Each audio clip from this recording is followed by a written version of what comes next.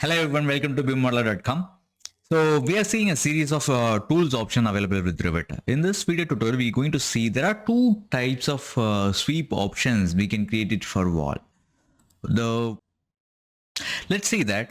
So we have two types of sweep created. One is you can go to the architecture tab. Under the sweep options, you can see that wall sweep.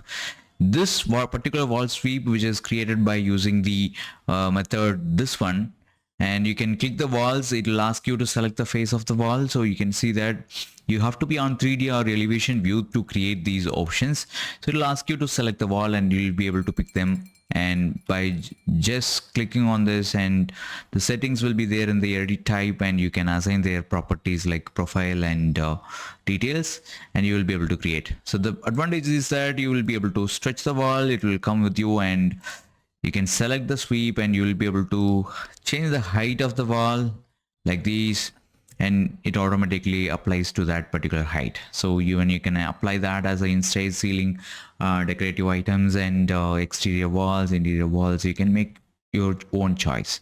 And this one, you'll have an option of edit type in the vault, and you'll go to the edit type here, and you will be able to open the preview section view, and you'll have the sweep options here and reveal options. Go to the sweep, you create the layers, how many different profiles that you wanted and what heights or what offsets you needed. You will be able to apply that, and you'll get the sweep from here as well.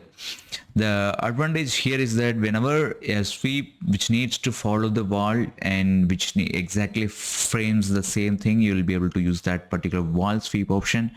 Or if you need to control them one by one by using your settings, your height values, or based on the level, you'll be able to use this architectural wall sweep option from here.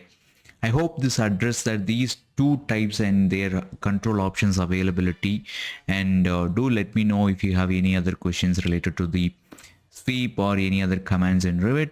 We will be able to produce a short video for you and which clarifies your needs. Thank you so much. See you on the next tutorial. Do hype the video and share it with your learning friends. See you on the next tutorial. Bye bye.